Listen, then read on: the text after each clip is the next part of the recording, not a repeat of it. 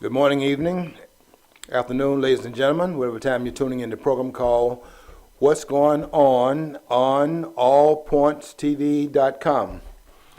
And we are coming to you again on the 9th of March, which is how many days is it after the celebration of Bloody Sunday?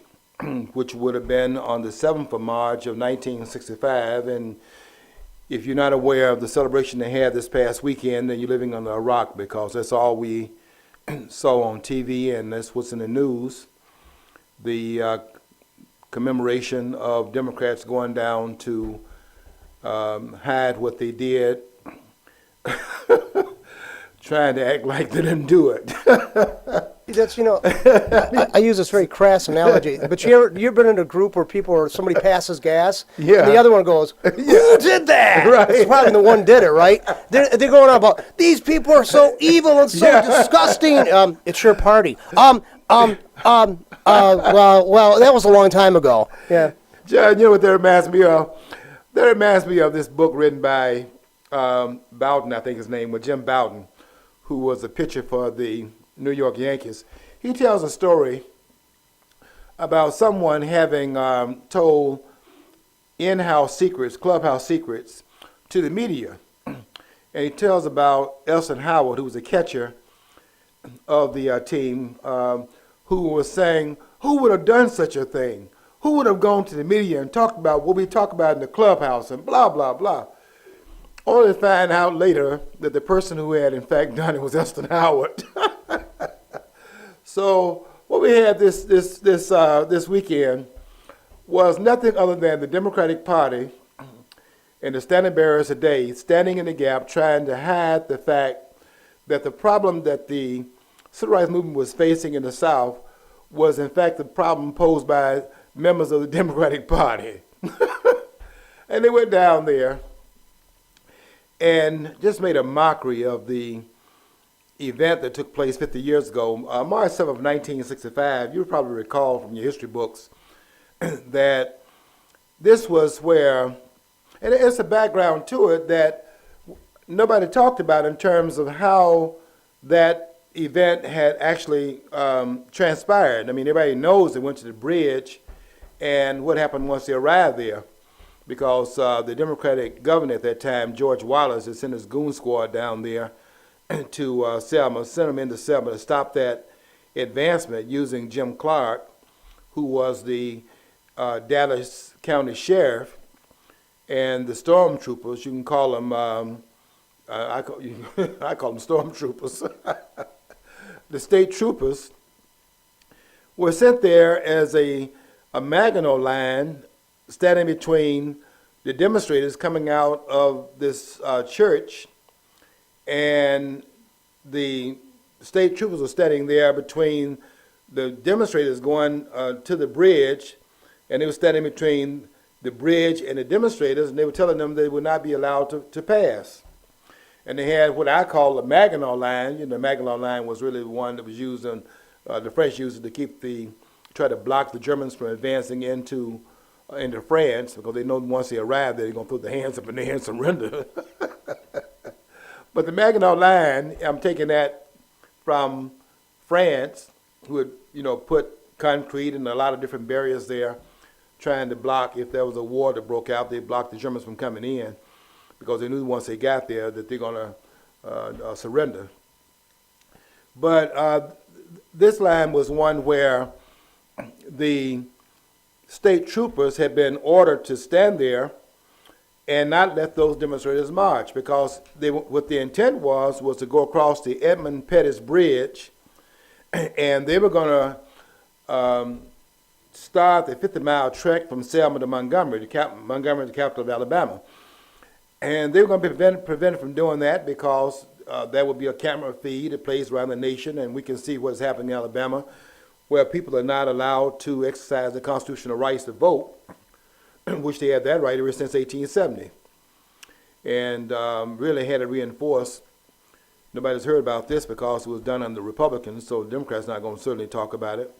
But the right to vote was re-energized in 1957 with the Civil Rights Act that was passed under Eisenhower, and it would have worked if the Democrats had gotten out of the way at that time, but they're not going to get out of the way and give the credit to Republicans, because we know what would happen in that case, and that would be the blacks would go to the polls and vote for Republicans. So they can't have that, not when the power base in the South is Democrat and they're not allowing black people to have anything to say about it.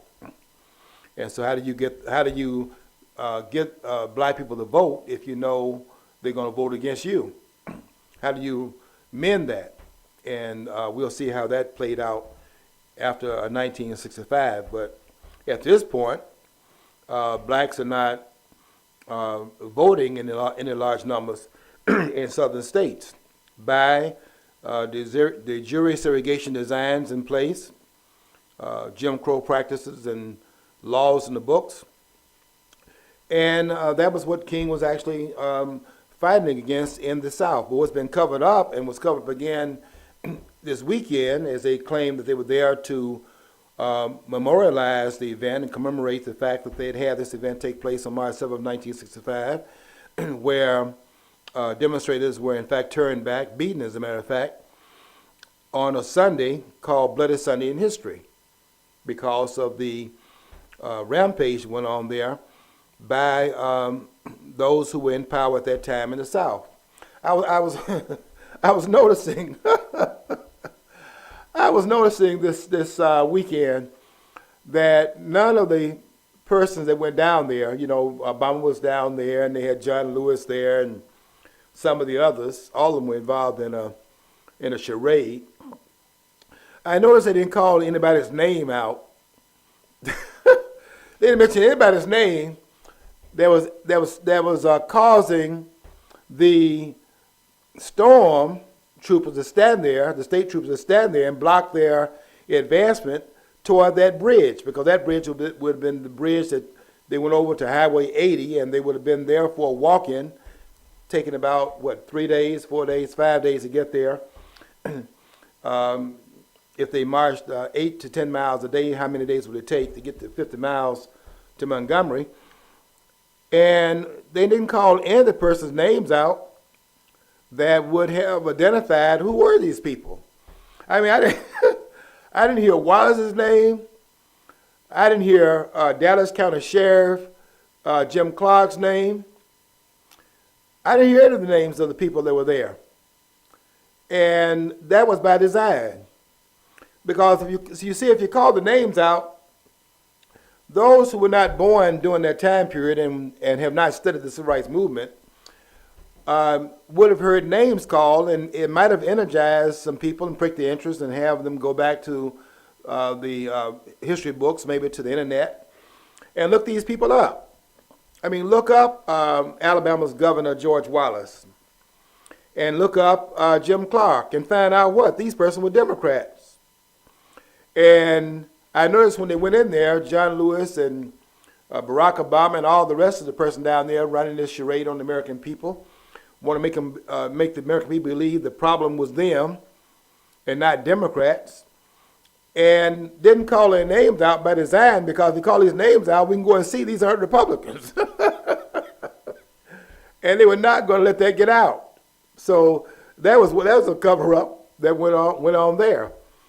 And it was just a charade. I mean, I wrote about it on my Facebook post before coming to the studio. And I did a much more extensive writing of it. I hadn't finished it, but I had to come to the studio and do the program. But maybe I'll finish. I finished it for the day in terms of what I want to say today, and most of it. I could have said a lot more if I had more time. And I may pick up on it tomorrow if it's still relevant, if it's still being discussed. I'll make some other points about it as well. Because it's amazing to me that 50 years later, nobody understands what was really going on in Alabama. And really, I don't find a whole lot of people that really understand the civil rights movement. I mean, we talk about it every year. We memorialize it with Dr. King's birthday. But I don't think we really understand what the movement was really about. And the Democrats have done a job on the American people believing that the demonstrations down there was designed to change the landscape of America. And there's something wrong internally with the country itself that was racist out of every one of his pores. And what King was trying to do was rid the country of all this racism that has to be changed in order for anybody to advance. And that's not what the movement was really about. You can just listen to the I Have a Dream speech and hear that's not what it was about. Because King was saying, even in 1963, they need to go back to the South, go back to Mississippi, go back to Alabama, because that's where the civil rights fight was being waged. It was being waged there because the party in power in the South was not going to let those black people vote, because if they went to the poll and voted, black people going to vote them out of office. That's what that was about. It wasn't, it really, this idea, it's so vulgar when you think about how it's been hijacked, would be the word. The civil rights movement has been hijacked. It's been hijacked by the Democratic Party. They've lifted it out of its historical moorings and lifted it so that the civil rights movement was trying to change all of America. I mean, America was saturated with racism.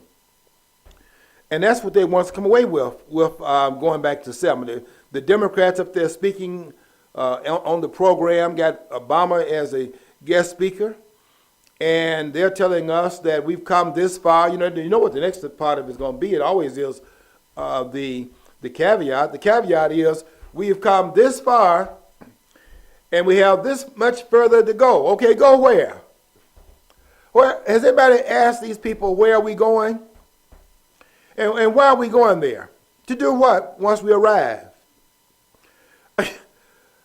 Colin Powell, I heard him on ABC's Sunday morning, George Stephanopoulos nonsense.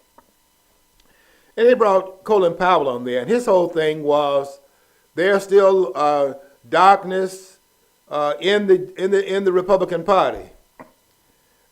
Now, Colin Powell, I want to remind you of Colin Powell's background. Colin Powell is America's first black Secretary of State, preceded Condoleezza Rice, who's the first black female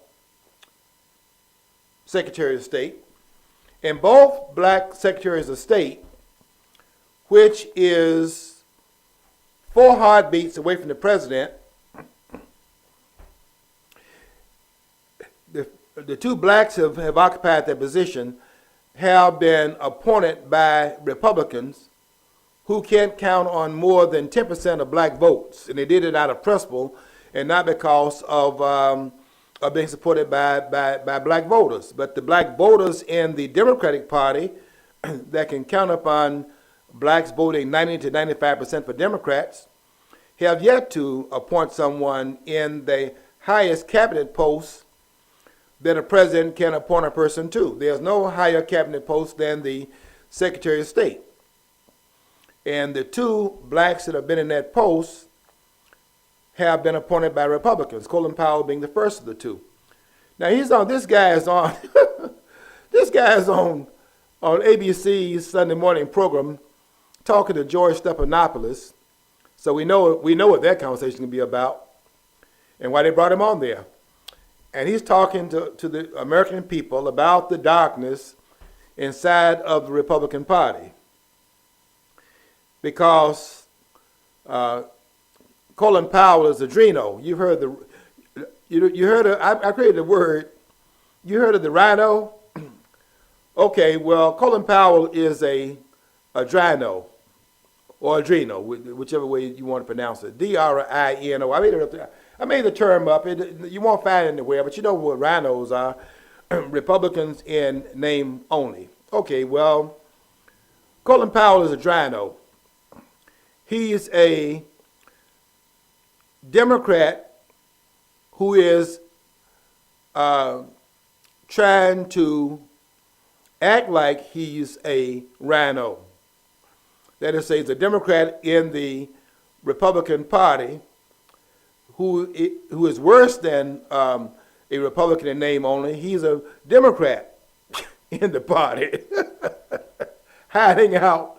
You know, I mean, Colin Powell was hiding out in the Republican Party. Yeah, 'cause one time I listened to his positions. And he's like a Republican, but he's for affirmative actions. He's for this. He's for that. I went, so you're a Democrat? Yeah, he's a Democrat. Why don't you just say that? I mean, like it's like John McCain. Why don't you just say? Why don't you switch parties? Look, he's a Democrat in the Republican Party. Why? Because with 95% of the black vote, no Democrat would have done anything for him. And he goes in the Republican Party, hides out that he's a Democrat, and then they appoint him to these positions. You know, he's the head of the Joint Chiefs of Staff. That's Republican base. Later on, he's the Secretary of State. That's a Republican appointment. And this guy's over there acting like he's a Republican. And then when Obama runs in 2008, he has to come out of Spygate. He's in the Republican Party as a Democratic spy. You know, I look at him as I said this on my Facebook wall. I know this one is not going to be popular. Although the one I did yesterday on these guys, I had 30 shares on that one. I don't know why. I won't say how many shares is on this one because this was more controversial. Because what I said in today's post, quite frankly, is that I consider Colin Powell to be the black Benedict Arnold. You know, Benedict Arnold sold the Republic out. And I can go into why he did it, but that's another conversation. But just like Benedict Arnold sold the Republic out, okay, Colin Powell sold the Republican Party out. I mean, I consider it to be another kind of treason. I mean, it's not treason against the country.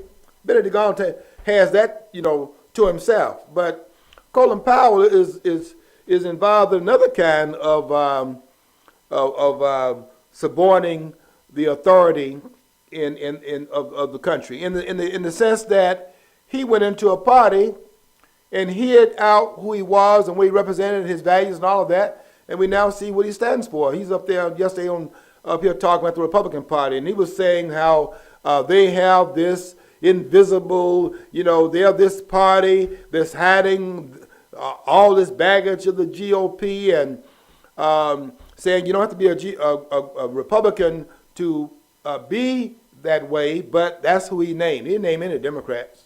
They're fine. And yet the Democrats are the ones that are the problem. And they still are. There's nothing, this idea that we have a long way to go, which is the Democratic Party's narrative, I would like for them to tell me, and Powell, you could answer this question since you were on the program yesterday. You were an expert on the Republican Party, having hidden out in the party all those years, and then now we know who you are and what you really represent and your principles and values, which you don't have any principles, and your values over there in the Clueless Party, so we know what that stands for.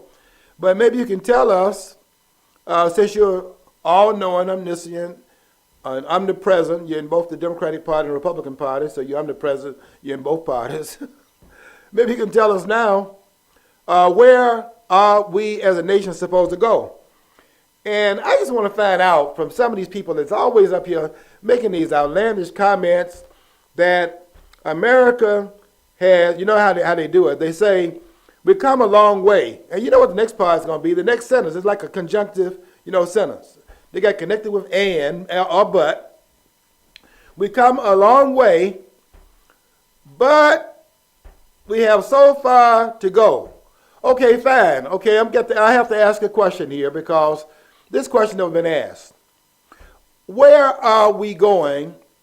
What is the destination? And how do we know when we have arrived? Can anybody answer that question for me?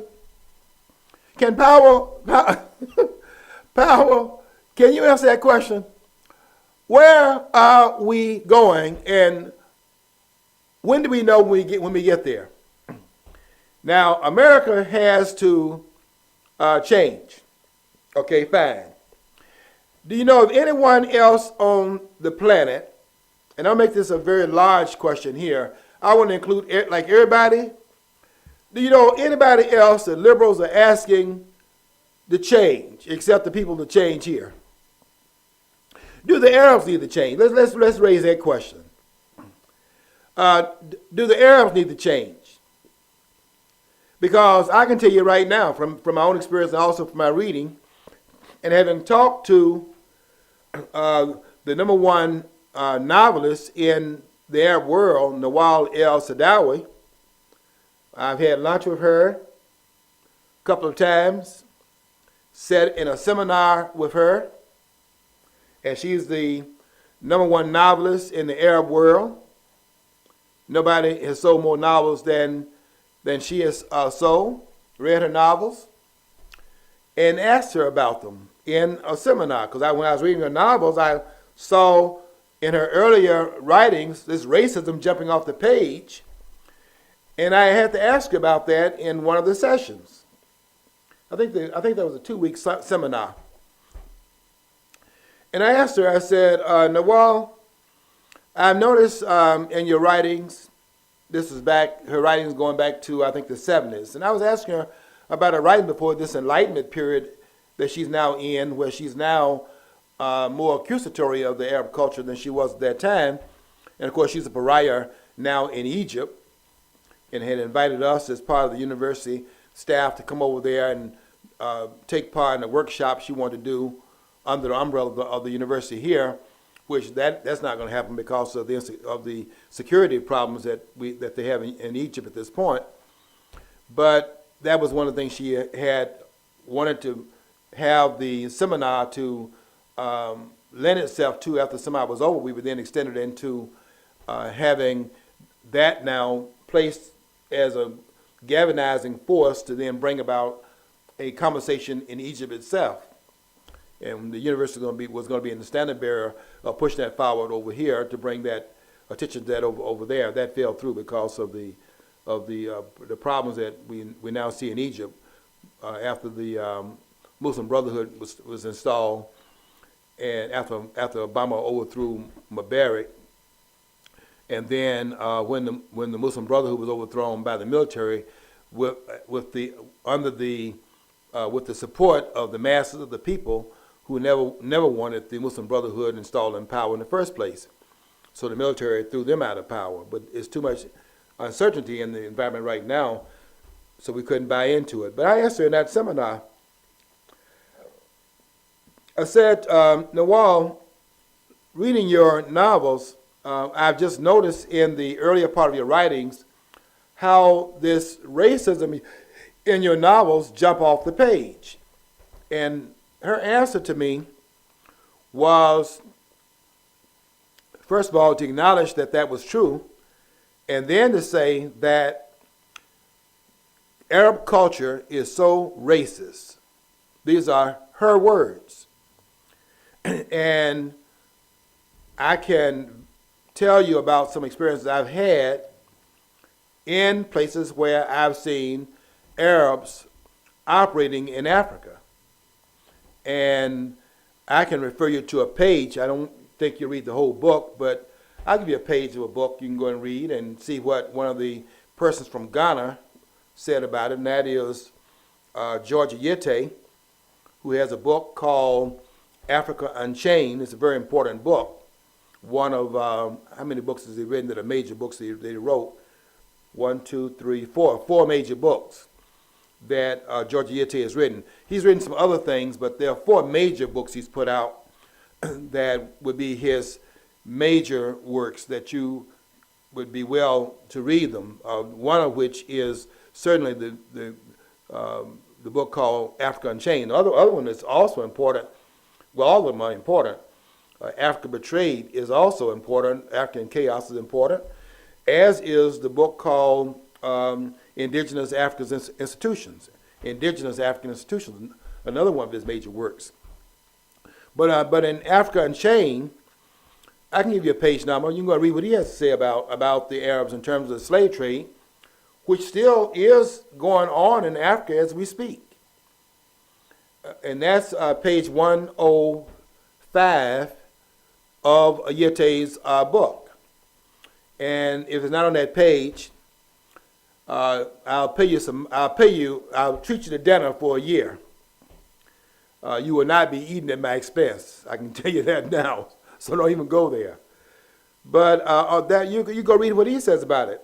But I can verify some of the things that about it in my own experiences. And no one is talking about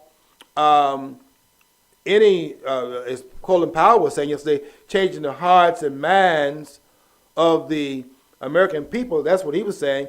Nobody's talking about changing the hearts and minds of ISIS.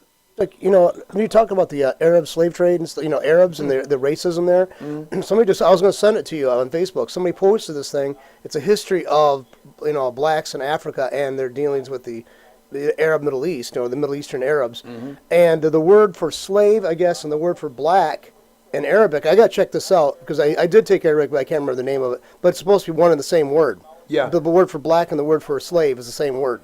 Yeah. So then also they talk about slaves born under, who might have been children of slave owners, would not, they would, even if they converted to Islam or something like that, wouldn't be given fair treatment even then. So I mean, there's a history that's not addressed at all. It's always this big bad white guys out there from Europe. They never address the Middle Eastern Arabs, Muslims, doing what they did to the black Africans. They never even addressed that. That's right. And they never talked. And then another thing is too, they talk about how racist the white Americans were, like you've pointed out several times in your different shows.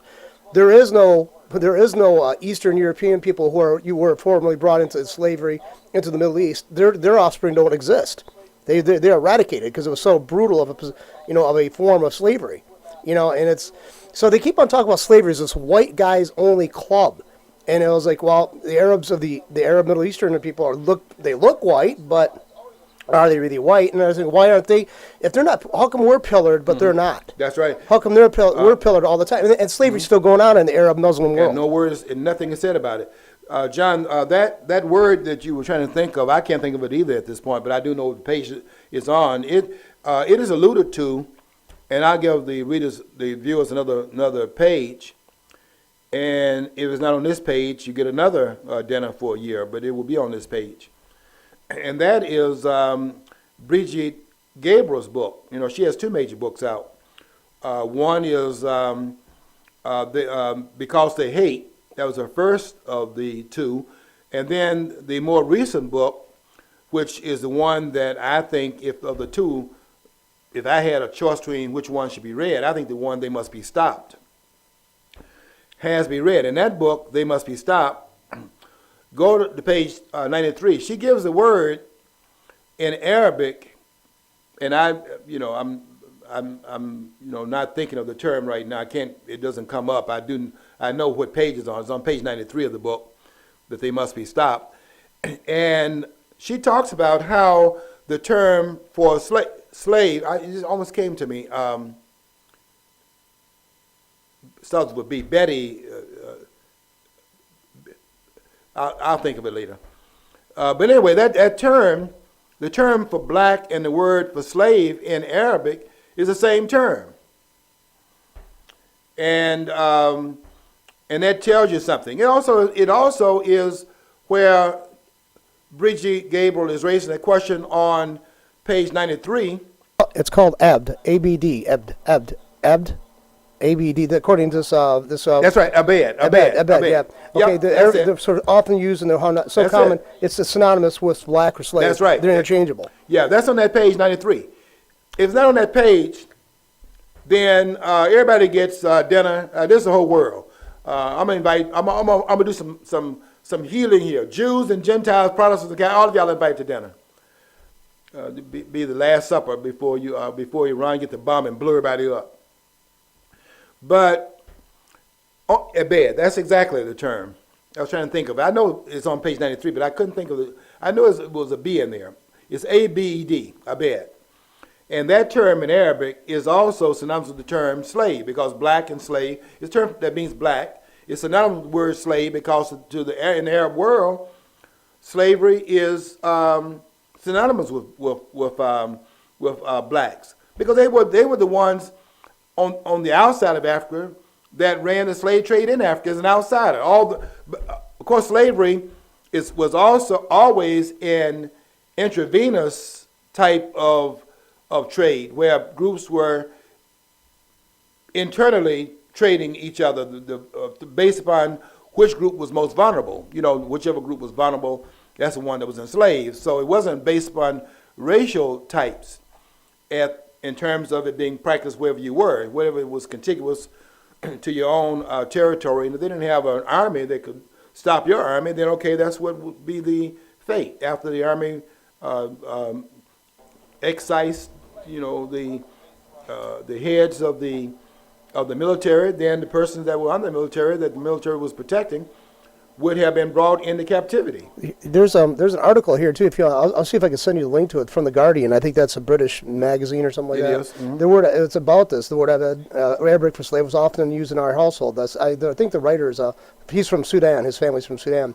My father's family, a proud northern Sudanese clan, used it to refer to anyone who had darker skin than themselves, from southern Sudanese house servants to migrants from Darfur. Sometimes there was a clear intent to demean, but other times it was used affectionately, for example, when addressing a particular dark-skinned or thick-lipped child. But this is right, you know, but it is a form of racism. I mean, Oh, yes. Yeah. And Darfur, you said Darfur. Yeah, Darfur. Sudan. Right. In Sudan. Look, there is a good book written by Francis Bowe. And his book is it 7 years a slave or 10 years a slave? It is a very good book written by a person that came out of Sudan and wrote about the captivity that he was in. It's horrible to read. It's horrifying to read about his experiences. And I raised a question that, because he wrote the book once he escaped. But I would raise a question that Bridget Gabriel raised in her book called They Must Be Stopped. Why is there no black culture in the Arab world? And she asked the question, what happened to those blacks that were carried in the Arab slave trade to the east across the Sahara Desert? What happened to them? The ones that Ali Mazrui, in his 1986 treatment of that issue, in his series called The Africans, where he was trying to cover up what had happened, where the slave trade had debilitated Africa before the Europeans even thought about coming there. And he tried to cover up what had occurred, because he's a Muslim, and was trying to cover up the Arab, aspect, which is much more horrifying than anything Europe did. But nobody's read about that slave trade, and you have to be in the field to know anything about it. Or go and read page 111 of Thomas Sowell's book, which is chapter 4, called "The Real History of Slavery." The title of chapter 4 in that book, called what's the name of that book again by Sowell? It's called Black Rednecks and White Liberals. I'd like to know this. I mean, I'd like to be like the fly on the wall back in time. I would like to know, see if the people from the Gaelic culture sat around and whined and complained about how bad the Romans treated them 500 years after the fact. I'm sorry. Maybe this sounds flippant, but how far along? Okay, they say people don't like. I mean, I'm sure people don't like Italians who are whites themselves. They don't like Italians. Jews don't like one group of people. Nobody likes Jews allegedly. So I mean, as long as you can't judge, you can't enforce thinking. You can only judge action and punish actions that are negative against people. Yeah. But if you keep on emphasizing this, all it is basically guaranteeing that it's not going to ever diminish. Yeah. It's never going to go away fully. John, we're going to have to understand the civil rights movement, where people in the civil rights movement stood up against Democrats. And in the article I wrote the day before I came to the studio, I said that, and that is exactly what needs to happen now. We are going to have to stand up to Democrats. Because, folks, I got to tell you, that's what the problem is. You see, okay, we got to get to this now. the Democrats have hijacked this movement. And that's why you see these books about what the West did. That's a liberal narrative. What the West did, and you don't hear anything about what the Arabs did and are doing. You saw them talking about apartheid in South Africa. You don't hear them saying anything about the slave trade. They're still undergoing in Africa. And every time I go to Africa, and I've been in Africa every year since 2006. I was in Egypt in 1984. And I've had some contact inside the culture. I've had many conversations inside the culture. And when I was in Egypt, I was, outspoken there. In the place that we're having conversations, that's when they just overthrown they had just overthrown Anwar Sadat and installed Hassan Mubarak in power when I was there. He had been in power 3 years when I was in Egypt. And the Arabs are trying to run by me this idea there's no racism in Arab culture. And I'm sitting there looking at all the leaders across the Madrid, which starts with Libya next door to Egypt, and then all across going to the west, where you had Tunisia and Algeria, Morocco, and they're trying to tell me that there was no racism in Arab culture, and I'm telling them that I look at all the leaders that you have across the northern part of Africa, and I see that they push the Africans, the blacks, which is what Fanon's talking about in his book called Black Skin, White Mass, where on page 28 of that book, Frantz Fanon talks about the fact that they had pushed, and they have done this, they pushed the blacks further south across the Sahara. So there are two Africas, really. And if you say three, because they got the Dutch and the British to the south, that's everybody knows about them. But they don't know that if you say South Africa, you got the settlers that are there. They don't look at the settlers in northern Africa. And I was telling them when I was in Egypt, and I was not biting my tongue in these conversations, telling them that when I look across the northern part of Africa, I don't see any blacks in power. And that can't be because of a country that got 500 million people and you can't find any black people that will be in power. All I see are the white-skinned Muslims. So what is that saying about racism? They want to deny us in the Arab world.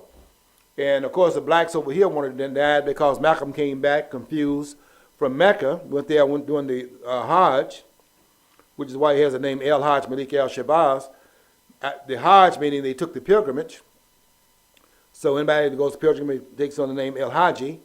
El Haji Malik, his name was Malik Shabazz on his passport, but with the going to Mecca, El Hajj Malik. So he came back saying he didn't see any racism. He was in Mecca, and everybody was over there in one accord. He saw blue-eyed and blonde-haired, and therefore he changed his mind and all of that. He didn't follow him back home.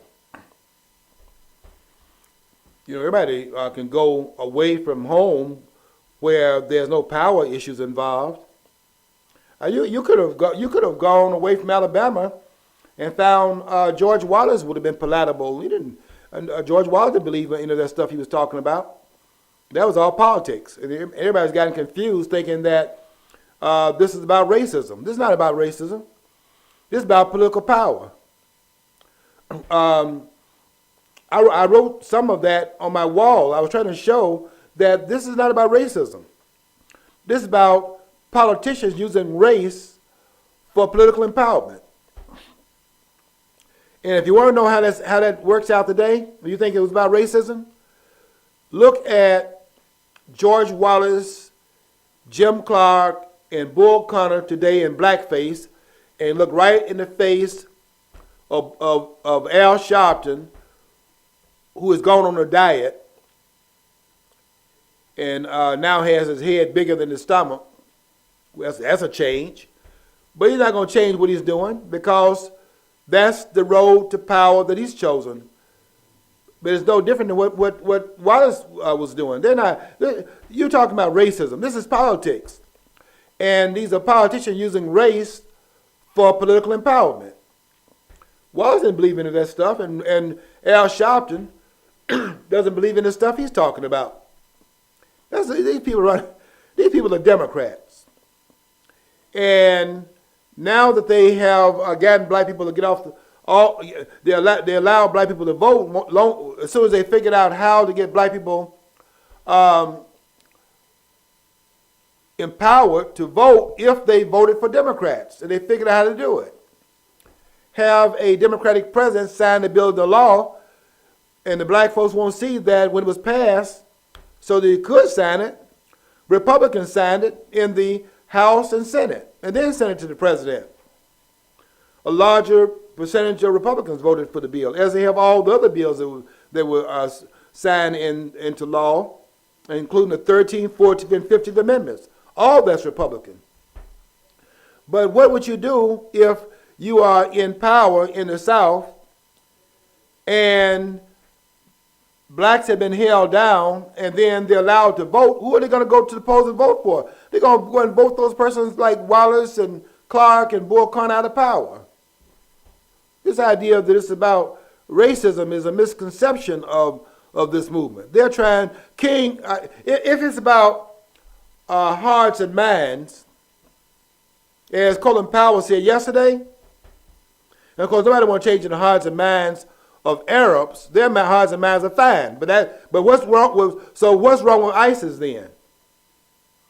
And what's wrong with the Democratic Caucasian Negro Caucus walking out on Benjamin Netanyahu and wouldn't go in there to listen to him speak when the Jews were a part of the Civil Rights Coalition? Go in there and hear Martin Luther King in '63 saying he wanted people to hold hands and wanted Jews and Gentiles, Protestants and Catholics. He didn't even mention Arabs because they weren't part of the coalition.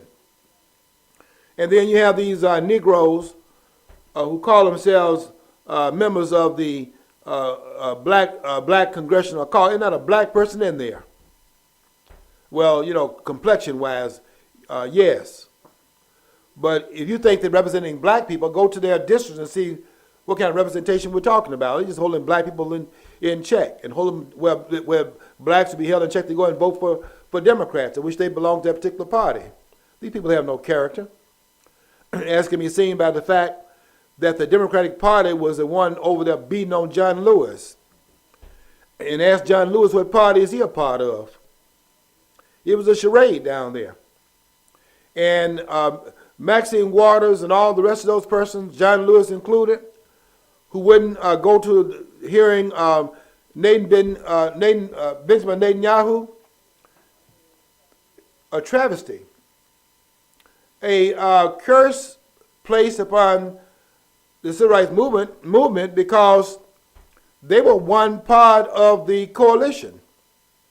And John Lewis knows that because in 1963, John Lewis was, they had to pass their speeches into a committee in the March on Washington. They were looking at what everybody's going to say to make sure that it was not going to embarrass the Kennedy administration. And so they had to have their speeches passed into a committee before they gave the speech. And John Lewis had written a very militant speech. It wasn't all that militant, but it was more militant than anything anybody else was saying. Because they were the youth, and John Lewis's speech was considered to be unacceptable. And they went to Lewis and asked and told him he had to change his speech, and Lewis didn't want to do that.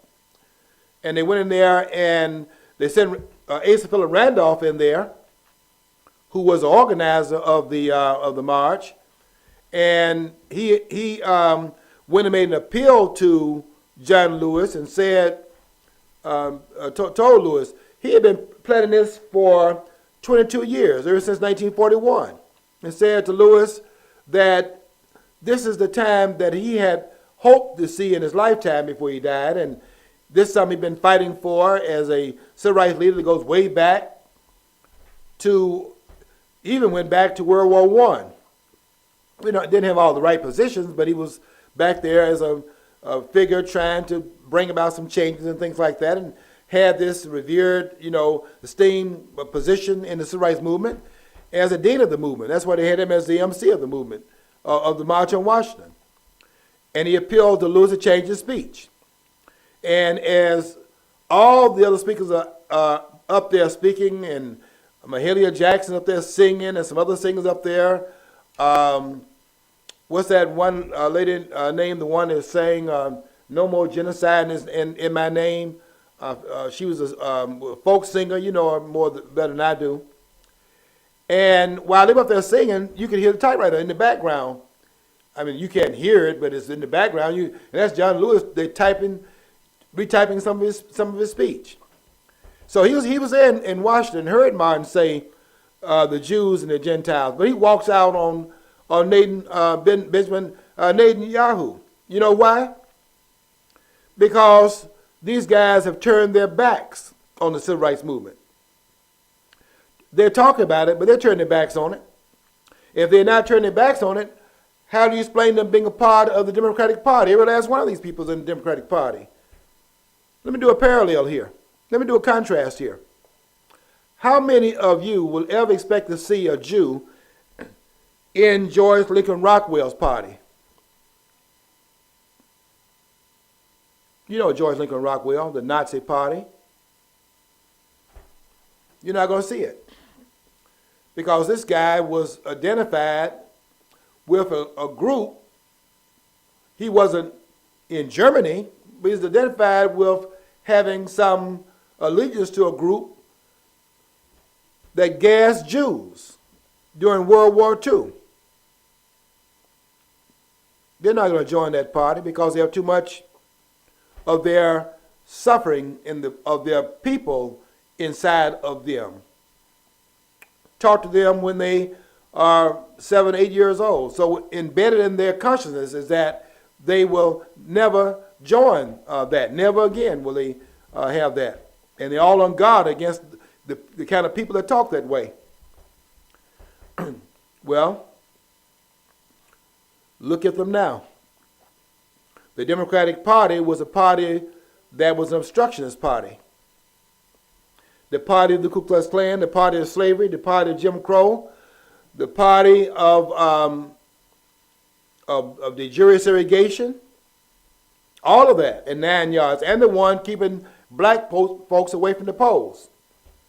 All of the people in the Congress, except two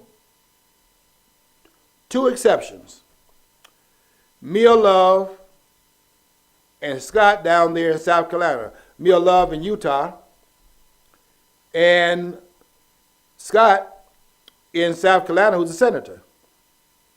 And of course, Democrats were embarrassed by having only 5 to 10% of the vote in the Republican Party, and they only had the only senator there, so they put Cory Booker from New Jersey and put him in there because they knew how bad it looked for them to have a Republican in there, and black people voting Democratic Party, and where's at least one, should be more than one given the amount of blacks in the Democratic Party camp, but they didn't even have that one until Scott went in there.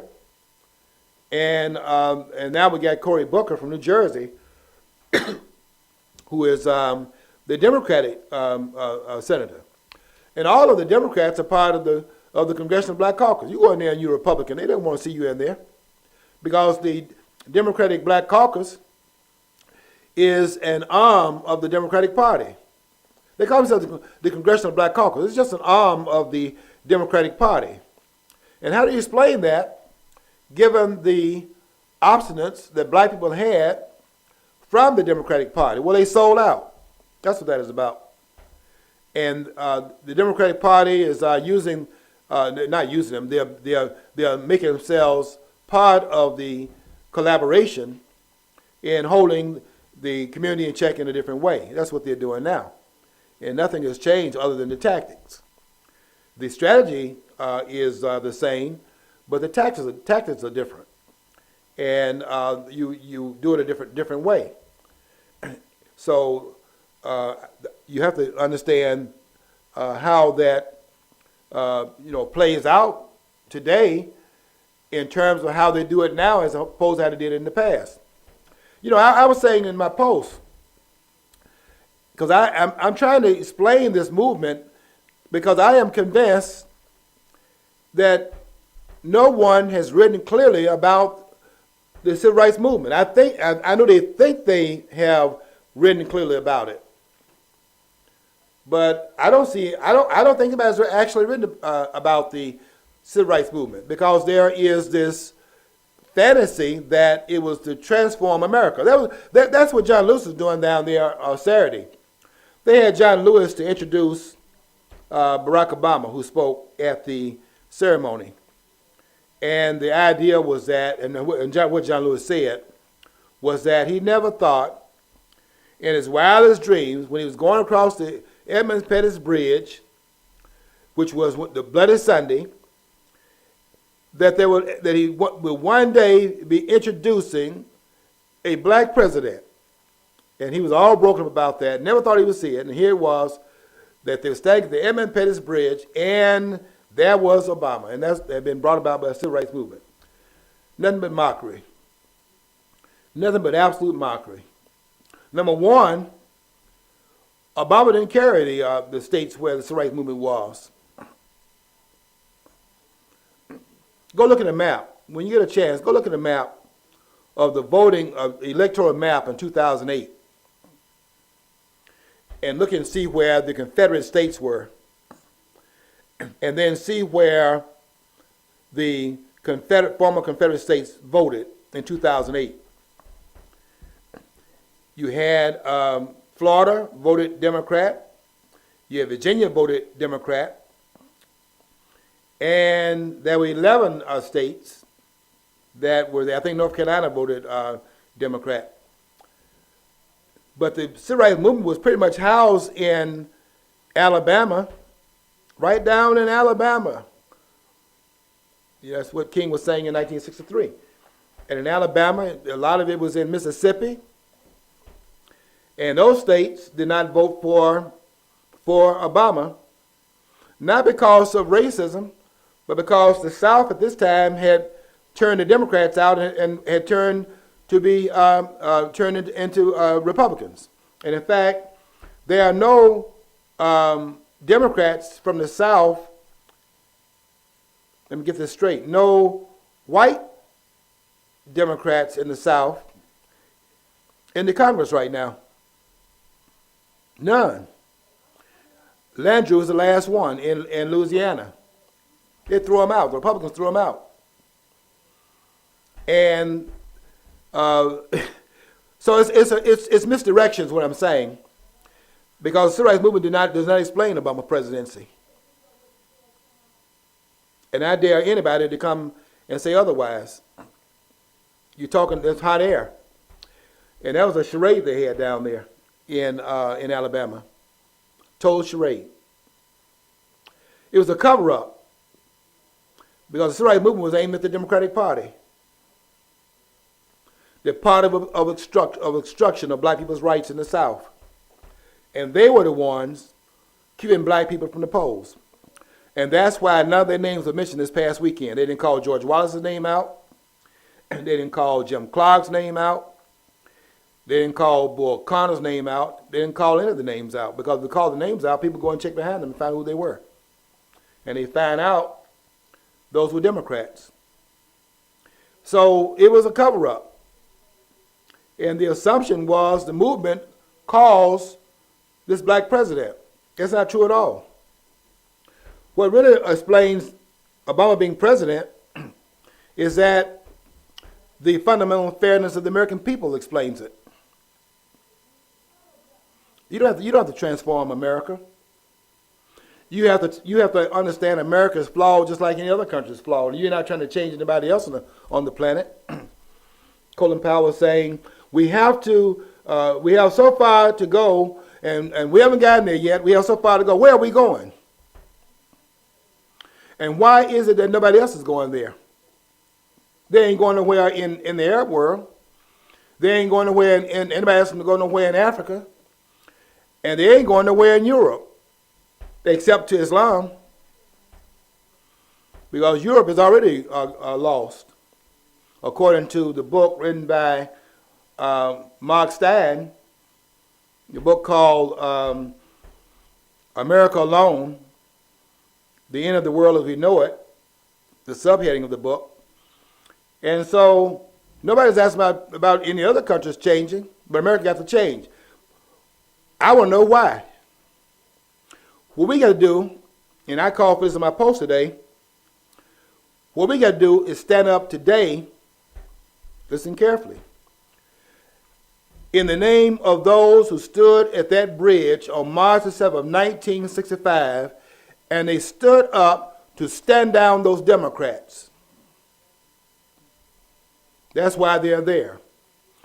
And today, America has to stand down these Democrats today as well, because they're the ones standing in the way. They don't want to recognize that, but I guarantee you that's the truth. If you look at the black community today, every black community that's at war inside of those communities have Democrats surrounding those communities. That is without exception. Go to Chicago. Go anywhere where black folks are in the urban areas, even in the city right here. Go anywhere where black folks are congregated and see who surrounds those black communities. And we have not caught on to it yet. It's a game. The same party that was standing in the gap in King's day, and King had to move out of the way, has been moved out of the way now. It's the same game. Same party. Different players. And that's why I say the movement has not been understood yet. It hasn't. And I'm going to use this opportunity, as I have done the last 2 days, really, I think I did another part. It wasn't tied into Selma, but I did another part on Facebook on some other things related to this important movement that's been hijacked and misunderstood. And people just have not figured out what this movement was about. But because they've not really looked at what King was talking about in 1957. They all knew about his I Have a Dream speech, but they have not really listened to King speak in 1957 when King went to Washington on the 3rd anniversary of Brown v. Board, the civil rights decision passed down by the Supreme Court, a mockery also, if you go read some of the books about it. And I read the Supreme Court's speech. I mean, I read the arguments, and I read the transcript of the Brown case. All of it. And when I read it, I couldn't believe what I was reading. But anyway, King was there 3 years later in 1957, and he said, give us a ballot. That's King's speech. Give us a ballot. King wanted the ballot because King had figured out something that they don't talk about this speech. And most persons I talk to don't even know King was in Washington in 57. King called for the ballot in 57. Is that the hearts and minds? No, King was talking about political empowerment because he knew that was what the problem was. And he was talking about get the ballot and then use it to quiet those Democrats down. That was what King called for on the 3rd anniversary of Brown v. Board. Nobody talks about that. Okay, John's back there sawing his neck off. When John starts doing this right here, that means that he's going to saw his neck off or I have to get out of here. And I think that means I have to get out of here. Okay, so until next time, read my post today on Facebook. Until next time, I want you to follow your dream. Because if you don't follow your dream, you'll never know what's on the other side of the rainbow.